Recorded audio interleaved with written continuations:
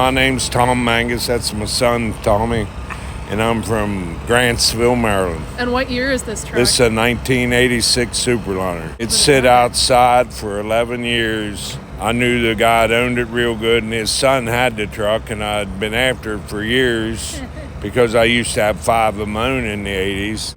One day he decided to part with it, and so I got it last year in April, and we've been working on it, just doing odds and ends, and we redid the upholstering in it and everything, and cleaned it all up. But like I said, it's just amazing how everything works on this truck.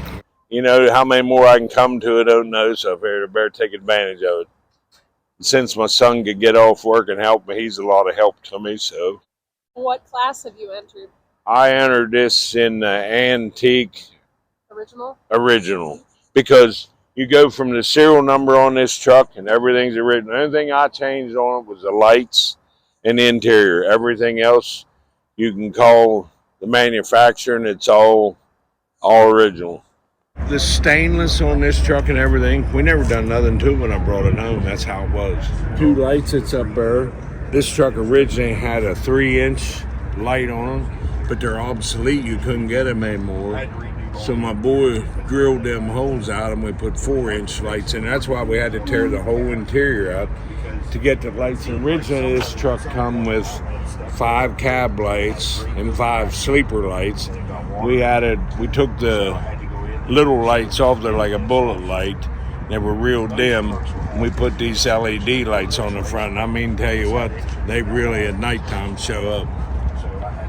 So just different things that we decided to do to it. I'm glad it's getting over with, because boy, I'm telling you what, this project's wearing me out.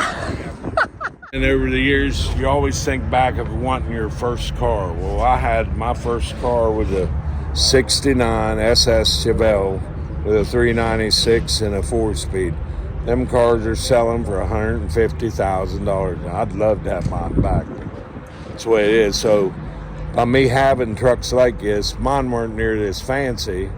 So I kept after the guy. I'm finally, like I said, the gentleman that owned the truck had passed away.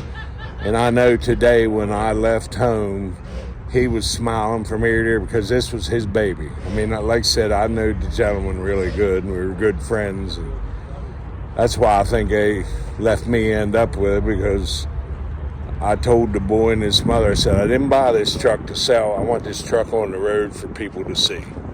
And I think, like I said, you can walk around here, and it's going to be hard to find anything like this that's compares to this truck here as far as an older truck. Does the truck have a name? Well, just what that guy had painted on the side there. I just let that on there. So I didn't change. I didn't want to change nothing because of being in the Mack truck circuit for so long. So it's just something decided to do different, but I didn't realize I was going to get into a project like this. Do you go to lots of shows? No, this is the first one I've ever been to. Oh my goodness! Yeah, like I said, this is all new to me. We had a 7-hour drive down here, and I'd only drove this truck 30 miles before I left down here, and it had sit for 11 years, so I didn't know what I was in for. Well, next year, you're in Maryland. Next year, 2024, the ATHS, American Truck Historical Society convention is in York, Pennsylvania. Oh, okay. So you won't have to go 7 hours. Yeah, I had thought about this spring. Mack always has an antique show up in Menges, Pennsylvania, I've heard about.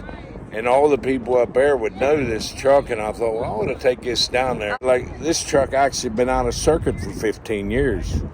There been a lot of people wonder what happened to it. They thought it got junked or whatever happened to it. And for it to more or less get resurrected and come back out like this is something else.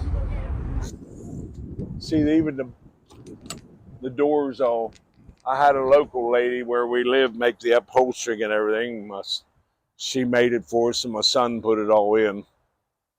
We just finally got this truck done yesterday, working on it. That's the story with Louisville, right? But this is my first truck show of ever doing something like this, so I didn't know what it was in for. Is it okay if I open up the door? Yeah, that's fine.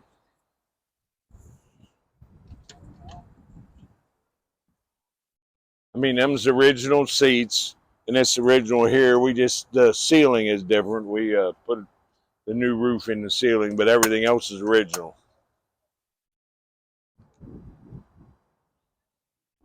Can you tell me about the engine and all that? Yeah, it come right from Mack truck, as it's an E9 Mack, which they consider 500 horsepower. And back in its day, it was the king of the road. Just in the 80s, Mack was number one as far as trucking.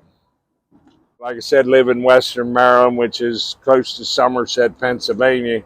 Within 100 miles of that area was the only place these motors were basically sold, that they didn't sell them much other places because they're heavy and they're expensive, so they didn't really sell them. They quit building this truck and the motor in 1991.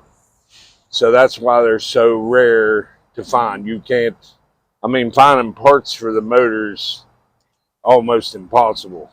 How about the transmission? I don't It know. has a 12-speed Mack in, which works good with the V8 motor. It's a very good setup, and then it has Mack rears. This is Mack the whole way through. The motor, the transmission, the rear ends. It's all, that's what the gold bulldog on it designates. It when you have a gold bulldog, that means everything's Mack. And you said this is It's original genuine paint too? Mack. Pardon? Original paint also? Yes, that's As original I'm looking at the stripe paint. here? I have a friend of mine that lives just 6 miles from me. He did the pinstriping and put my name on it, but this other stuff was all on here. I didn't want to change because of the people from Mack Truck, so they could recognize this. It was back in the air. But like I said, he had this paint scheme design. That's the only one you ever find like it. But my buddy did the pinstriping. The doghouse used to be here on the side, and the guy paid. He said, that looks bad. He said, I'll put it back here where it looks good. And it really dressed it up. Are you a trucker? Yeah, I've slowed down a good bit since I'm older, but I used to truck a lot. I had 15 trucks at one time. I've run the West Coast some, back and forth, mainly over here in the East Coast. What about your son? He's actually a prison guard now, but he has helped me over the years. Different kind of doghouse. I have snow. Yeah, I have different. I have snow plows that he helps me plow in the winter time, and this truck is so unique that the way the door opens. I mean, you won't find a 2020 truck that, I mean, just use it for yourself for how it opens. Oh my! It works better than a car. Yep. For 36 years old, it's totally amazing. Well, is there anything else you want to show me if we walk around? Well, this truck was actually built in Canada. That's why it has what they call a Canadian spread, because in Canada they allow them to haul more weight back here by being built like that. See, look at that next truck, how the wheels are, and look at this truck. And that's what makes it another unique factor. It's just, and like I said, I owned 5 of these trucks back in the 80s myself. And so I always wanted this truck because I knew the history on it and everything, but they never wanted to sell it. And I finally, like I said, got them on the right day, and they agreed to sell it. So made my day. And let's look at this pinstriping. Okay, now look at the back end there, and I'll hit a switch, and I'll show you watch the dog's eyes. I told my son we needed to do something different. So I said, we need to put lights in the dog's eyes. So he had a hard time getting them measured right, but he got them really centered out, and they turned out good. But we tore the whole inside so we can put new lights on it.